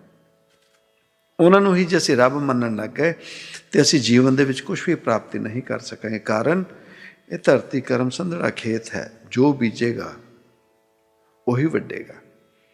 ਤੇ ਅਸੀਂ ਆਪਣੇ ਕਰਮਾਂ ਦਾ ਚੰਗਾ ਆਭਾਸ ਦੇਖ ਲਈਏ, ਚੰਗੇ ਕਰਮ ਬੀਜ ਲਈਏ ਤਾਂ ਜੋ ਸਾਨੂੰ ਉਹਦਾ ਸੁੱਖ ਮਿਲੇ। ਪਤਾ ਨਹੀਂ ਨਾ ਕਿੰਨੇ ਕੁ ਜਨਮਾਂ ਦੇ ਅਸੀਂ ਮੈਲ ਲੈ ਕੇ ਤੁਰੇ ਹੋਏ ਹਾਂ, ਕਿੰਨੇ ਕੁ ਜਨਮਾਂ ਦਾ ਅਸੀਂ ਕਾਲ ਲੈ ਕੇ ਤੁਰੇ ਹੋਏ ਹਾਂ। ਤੇ ਅੱਜ ਵੀ ਜੇ ਨਹੀਂ ਜਾਗਦੇ ਤੇ ਉਹਨਾਂ ਗੱਲਾਂ ਨਾਲ ਫਾਇਦਾ ਨਹੀਂ ਹੋਏਗਾ। ਸੋ ਫੱਗਣ ਦੇ ਮਹੀਨੇ ਦੇ ਉੱਤੇ ਜੋ ਸੁਨੇਹਾ ਦਿੱਤਾ ਗਿਆ ਕਿ ਭੀਤਰ ਦੀ ਖੁਸ਼ੀ ਪਾਈਏ, ਭੀਤਰ ਉਹ ਹੋਲੀ ਮਨਾਈਏ ਜੋ ਬਾਹਰ ਮਨਾਣੀ ਹੈ। ਤਾਂ ਹੀ ਕਿਹਾ ਗਿਆ ਨਾ, ਲਾਲ ਰੰਗ ਤਿਸ ਕੋ ਲਗਾ ਜਿਸ ਕੇ ਵਡ ਭਾਗਾ। ਉਹ ਲਾਲ ਰੰਗ ਜਿਹੜਾ ਬਾਹਰ ਅਸੀਂ ਲਾਣਾ ਹੈ ਹੋਲੀ ਤੇ, ਉਹ ਭੀਤਰ ਲਗਾਈਏ, ਭੀਤਰ ਜਾ ਕੇ। ਲਾਲ ਰੰਗ ਤਿਸ ਕੋ ਲਗਾ ਜਿਸ ਕੇ ਵਡ ਭਾਗਾ। ਮੈਲਾ ਕਦੇ ਨਾ ਹੋਵੇ, ਨਾ ਲਾਗੇ ਦਾਗਾ। ਉਹਨੂੰ ਦਾਗ ਵੀ ਨਹੀਂ ਲੱਗ ਸਕਦਾ, ਮੈਲਾ ਵੀ ਨਹੀਂ ਹੋ ਸਕਦਾ। ਸੋ ਅਗਰ ਜੀਵਨ ਦੀ ਇਹ ਸੱਚਾਈ ਸਮਝ ਸਕਦੇ ਹਾਂ, ਜੀਵਨ ਦੀ ਸੱਚਾਈ ਨੂੰ ਪਾ ਸਕਦੇ ਹਾਂ, ਤੇ ਸਾਡੇ ਇਹ ਸ਼ੁਭ ਦਿਨ ਜਿਹੜੇ ਸੰਗਰਾਂਦ ਦਾ ਹੈ ਜਾਂ ਨਵਾਂ ਸਾਲ ਹੈ ਜਾਂ ਕੋਈ ਵੀ, ਜਿਹੜੇ ਅਸੀਂ ਉਹ ਦਿਨਾਂ ਨੂੰ ਅਸੀਂ ਖਾਸ ਅਹਿਮੀਅਤ ਦਿੰਦੇ ਹਾਂ, ਉਹ ਦਿਨ ਤਾਂ ਸਾਡੇ ਵਾਸਤੇ ਸ਼ੁਭ ਹੋਣਗੇ ਅੱਜ ਅਸੀਂ ਉਸ ਅਵਸਥਾ ਦੇ ਨਹੀਂ ਰਹਿ ਗਏ। ਅੱਜ ਸਾਡੇ ਭੀਤਰ ਉਹ ਸ਼ਰਧਾ ਨਹੀਂ ਰਹਿ ਗਈ, ਉਹ ਭਾਵਨਾ ਨਹੀਂ ਰਹਿ ਗਈ। ਇੱਕ ਸਮਾਂ ਉਹ ਹੁੰਦਾ ਸੀਗਾ ਕਿ ਪਿੰਡ ਦੇ ਵਿੱਚ ਅਗਰ ਗੁਰਦੁਆਰਾ ਹੈ ਤੇ ਸੰਗਰਾਂਦ ਦੇ ਦਿਨ ਚਾਅ ਹੁੰਦਾ ਸੀ ਪਰਿਵਾਰ ਦੇ ਜੀਵ ਡੋਲੂ 'ਚ ਜਾਂ ਗੜਵੀ ਦੇ ਵਿੱਚ ਕੋਈ ਨਾ ਕੋਈ ਅਨਾਜ ਲੈ ਕੇ ਜਾਂਦੇ ਸੀ, ਔਰ ਉਹ ਚਾਅ ਦੇ ਨਾਲ ਇਸ਼ਨਾਨ ਕਰਕੇ ਤਿਆਰ ਹੋ ਕੇ ਉਸ ਗੁਰੂ ਘਰ ਜਾਣਾ, ਗੁਰਦੁਆਰੇ ਜਾਣਾ, ਮੰਦਰ ਜਾਣਾ, ਔਰ ਉੱਥੇ ਉਹ ਚੜ੍ਹਾ ਕੇ ਉੱਥੋਂ ਪ੍ਰਸ਼ਾਦ ਲੈਣਾ, ਔਰ ਉਸ ਡੋਲੂ ਦੇ ਵਿੱਚ ਜਾਂ ਉਸ ਗੜਵੀ ਦੇ ਵਿੱਚ ਭਾਵੇਂ ਉਹ ਪ੍ਰਸ਼ਾਦ ਰੂਪ ਚਾਹ ਵੀ ਮਿਲਦੀ ਹੁੰਦੀ ਸੀ, ਉਹ ਜੀਵ ਆਪਣੇ ਘਰ ਖੁਸ਼ੀ ਖੁਸ਼ੀ ਉਹਦਾ ਆਨੰਦ ਉਹ ਮਾਣ ਕੇ ਲੈ ਕੇ ਆਉਂਦੇ ਸੀ ਔਰ ਪਰਿਵਾਰ ਨੂੰ ਵੰਡਦੇ ਸੀ। ਅੱਜ ਦੇ ਸਮੇਂ ਦੇ ਵਿੱਚ ਸਾਡਾ ਉਹ ਅਵਸਥਾ ਵੀ ਨਹੀਂ ਰਹਿ ਗਈ। ਅਸੀਂ ਸੰਗਰਾਂਦ ਦੇ ਦਿਨ 'ਤੇ ਜਾ ਕੇ ਉਹ ਸ਼ਰਧਾ ਦੇ ਨਾਲ ਨਾ ਕਿਸੇ ਗੁਰੂ ਘਰ ਜਾਂਦੇ ਹਾਂ, ਨਾ ਹੀ ਉਹ ਸ਼ਰਧਾ ਦੇ ਹਿਸਾਬ ਨਾਲ ਸਾਨੂੰ ਫਲ ਮਿਲਦਾ ਹੈ। ਅੱਜ ਪ੍ਰਸ਼ਾਦ ਸਮਝਦੇ ਹੀ ਨਹੀਂ। ਕਿਸੇ ਸਮੇਂ ਦੇ ਵਿੱਚ ਜਦੋਂ ਗੁਰੂ ਘਰ ਗੁਰਦੁਆਰੇ ਜਾਈਦਾ ਸੀਗਾ, ਅਸੀਂ ਜਦੋਂ ਬਾਲ ਉਮਰ 'ਚ ਹੁੰਦੇ ਸੀ, ਤੇ ਕੋਸ਼ਿਸ਼ ਕੀਤੀ ਜਾਂਦੀ ਸੀ ਕਿ ਪ੍ਰਸ਼ਾਦ ਭਰ ਕੇ ਗੱਫਾ ਮਿਲੇ, ਤਾਂ ਜੋ ਆਪ ਵੀ ਉਹ ਆਨੰਦ ਨਾਲ ਅਸੀਂ ਛਕੀਦਾ ਸੀਗਾ ਔਰ ਪਰਿਵਾਰ ਨੂੰ ਵੀ ਦਿੱਤਾ ਜਾਂਦਾ ਸੀਗਾ। ਅੱਜ ਦੇ ਸਮੇਂ ਦੇ ਵਿੱਚ ਸਭ ਪੁੱਠਾ ਹੋ ਗਿਆ। ਪ੍ਰਸ਼ਾਦ ਨੂੰ ਪ੍ਰਸ਼ਾਦ ਦੀ ਸ਼ਰਧਾ ਨਾਲ ਨਹੀਂ ਲੈਂਦੇ। ਕੋਈ ਸੇਵਾਦਾਰ ਜੇ ਸਾਨੂੰ ਪ੍ਰਸ਼ਾਦ ਦਿੰਦਾ ਤੇ ਅਸੀਂ ਬੜੇ ਤਰੀਕੇ ਨਾਲ ਨਾ ਘੱਟ ਦਿਓ, ਸਵੈ ਜਾਂ ਦਿਓ, ਘੱਟ ਦਿਓ। ਹੁਣ ਸਾਨੂੰ ਉਹ ਕੜਾਹ ਲੱਗਣ ਲੱਗ ਗਿਆ, ਪ੍ਰਸ਼ਾਦ ਨਹੀਂ ਲੱਗਦਾ। ਸਾਨੂੰ ਉਹ ਸ਼ੂਗਰ ਦਾ ਡਰ ਹੋਣ ਲੱਗ ਗਿਆ। ਅਸੀਂ ਕਹਿੰਦੇ ਸਵੈ ਜਾਂ ਦਿਓ, ਥੋੜ੍ਹਾ ਜਿਹਾ ਦਿਓ, ਘੱਟ ਦਿਓ। ਉਹ ਪ੍ਰਸ਼ਾਦ ਤੇ ਸਾਡੇ ਜਿੰਨਾ ਕੁ ਮਿਲ ਰਿਹਾ, ਜੇ ਪ੍ਰਸ਼ਾਦ ਦੀ ਸ਼ਰਧਾ ਨਾਲ ਲਿਆ ਜਾਵੇ ਤੇ ਉਹ ਸਾਡੇ ਪਤਾ ਨਹੀਂ ਕਿੰਨੇ ਕੁ ਦੁੱਖ ਕੱਟ ਦਿੰਦਾ। ਪਰ ਅਸੀਂ ਉਹ ਪ੍ਰਸ਼ਾਦ ਦੀ ਸ਼ਰਧਾ ਨਾਲ ਨਹੀਂ ਲੈਂਦੇ। ਹੁਣ ਸਾਨੂੰ ਪਤਾ ਹੈ ਸ਼ੂਗਰ ਦੀ ਸ਼ਰਧਾ ਨਾਲ ਉਹੋ ਜਿਹੇ ਲੈ ਲਾਂਗੇ, ਸ਼ੂਗਰ ਵੱਧ ਜਾਣੀ। ਉਹ ਪ੍ਰਸਾਦ ਕੀ ਹੋਇਆ ਜਿਹੜਾ ਸਾਡੀ ਸ਼ੂਗਰ ਨਾ ਕੱਟ ਸਕੇ? ਉਹ ਪ੍ਰਸ਼ਾਦ ਕੀ ਹੋਇਆ ਜੋ ਸਾਡਾ ਬਲੱਡ ਪ੍ਰੈਸ਼ਰ ਜਾਂ ਹੋਰ ਰੋਗ ਨਾ ਕੱਟ ਸਕੇ? ਪ੍ਰਸ਼ਾਦ ਕੱਟਦਾ ਹੈ। ਜੈਸੀ ਆਸ ਤੈਸਾ ਵਾਸ। ਸਾਡੀ ਜਿਹੋ ਜਿਹੀ ਸ਼ਰਧਾ ਹੈਗੀ ਹੈ, ਉਹ ਸ਼ਰਧਾ ਦੇ ਨਾਲ ਹੀ ਸਾਨੂੰ ਸਭ ਉਹਦੇ ਫਲ ਮਿਲੀ ਜਾ ਰਹੇ ਨੇ। ਸੋ ਨਾ ਬਾਹਰ ਦੀ ਅਵਸਥਾ ਰਹਿ ਗਈ, ਔਰ ਭੀਤਰ ਅਸੀਂ ਜਾਣਾ ਨਹੀਂ ਚਾਹੁੰਦੇ। ਭੀਤਰ ਦੀ ਅਵਸਥਾ ਸਾਨੂੰ ਪ੍ਰਾਪਤੀ ਦੀ ਗੱਲ ਸਮਝ ਹੀ ਨਹੀਂ ਆ ਰਹੀ। ਸੋ ਕੋਸ਼ਿਸ਼ ਕਰੀਏ ਉਸ ਪਥ 'ਤੇ ਤੁਰਨਾ ਸ਼ੁਰੂ ਕਰੀਏ ਜੋ ਅੰਦਰ ਜਾਂਦਾ ਹੈ ਔਰ ਅੰਦਰ ਦੇ ਦੀਵਾਰ ਨੂੰ ਖੋਲ੍ਹਣ ਦੇ ਵਾਸਤੇ ਸਾਡੀ ਮਦਦ ਕਰਦਾ ਹੈ, ਮਦਦ ਕਰੇਗਾ, ਤਾਂ ਜੋ ਅਸੀਂ ਉਹ ਚਾਹੇ ਉਸ ਦੀਵਾਰ ਖੁੱਲ੍ਹਣ 'ਤੇ ਅੰਦਰ ਵੜ ਕੇ ਜੋੜੇ ਹੀ ਲਾ ਸਕੀਏ। ਉਹਦਾ ਵੀ ਜੋ ਆਨੰਦ ਹੈ, ਇਹ ਸਰੀਰ ਨੂੰ ਛੱਡਣ ਤੋਂ ਪਹਿਲਾਂ ਉਹ ਵੀ ਆਨੰਦ ਮਾਣ ਲਈਏ। ਜੇ ਕਿਤੇ ਕਿਰਪਾ ਹੋ ਜਾਵੇ, ਜਿਉਂ ਆਪਣੇ ਘਰ ਦੇ ਭੀਤਰੋਂ ਲੈ ਕੇ ਜਾਵੇ, ਉਹ ਖੁਸ਼ੀ ਨੂੰ ਇਸ ਸਰੀਰ ਨੂੰ ਛੱਡਣ ਤੋਂ ਪਹਿਲਾਂ ਜ਼ਰੂਰ ਮਾਣ ਕੇ ਜਾਈਏ। ਉਹ ਹੈ ਸਾਡੀ ਸੰਪੂਰਨਤਾ, ਉਹ ਹੈ ਸਾਡੀ ਸੱਚਾਈ। ਸਤਿ ਓਂਕਾਰ। ਧੰਨ ਗੁਰੂ।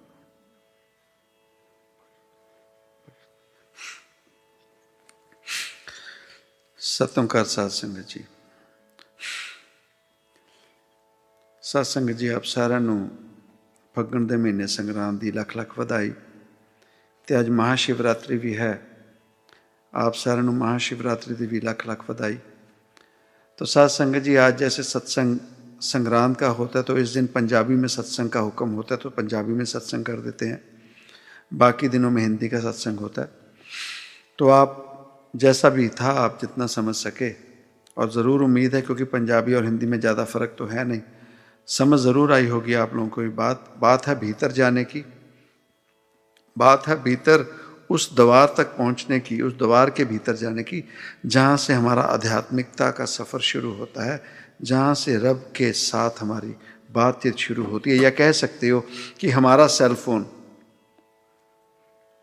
जिस दिन हमें उस रब का नंबर मिल जाता है और हमारा सेल फोन उस रब के साथ बात करने लगता है, वो है सच्चाई दसम द्वार की, वो है सच्चाई उस रब को प्राप्ति की। सो एक बार फिर जो भी साथ संगत देश विदेश से और यहाँ शरीर रूप में आज आई हुई है, दाता जी सभी की हाजिरी परवान करें, और जो भी शुभ मनोकामनाएं लेके साथ संगत जुड़ती है वो शुभ मनोकामनाएं पूरी करें, कृपा बनाए रखें। साथ संगत जी, आपने पहले सभी ने हमारे से संक्रांत की बधाइयाँ तो ली, आप लोगों ने शिवरात्रि की बधाइयाँ ली हमसे?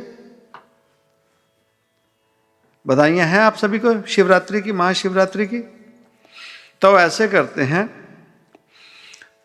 किसी धर्म के चक्रों में नहीं पड़ते हम, बस एक बात मानते हैं कि वो जो भोलेनाथ एक बहुत अच्छे जीव थे, जिन्होंने कभी भी देवताओं में और राक्षसों में फर्क नहीं किया, जिन्होंने उन जीवों को, जिन्हें हम भूत, पिशाच, चुड़ैल, राक्षस, दैत्य जो भी कहते हैं, धुतकारते हैं, इस दुनिया से हम नहीं रखना चाहते, वो भोलेनाथ थे, उन्होंने उन्हें गले से लगाया। वो भोलेनाथ की बात करते हैं जिन्होंने जब जरूरत पड़ी तो उन्होंने और कुछ नहीं लिया, इस दुनिया में, इस दुनिया के सुख के लिए जहर पिया। अगर यही क्वालिटी देखते हैं ना, तो हम उस जीव की बात करेंगे। कोई धर्म वगैरह का उस आडंबर में, उस चक्कर में पड़ते नहीं। एक अच्छे जीव हैं, एक अच्छे जीव की याद में हम उनको पुकारते हैं, सुमिरन करते हैं। सो दाता जी कृपा करन, साध संगत जी आप सब दी हाजी प्रवान करन, इदां कृपा बनी रहे। सो एक बार फिर आप सब फग्गण दे महीने संग्रांद दी ते महाशिवरात्रि दी लख लख बधाई होवे। दाता कृपा बनाए रखन, मेहर करन जी। सतनाम।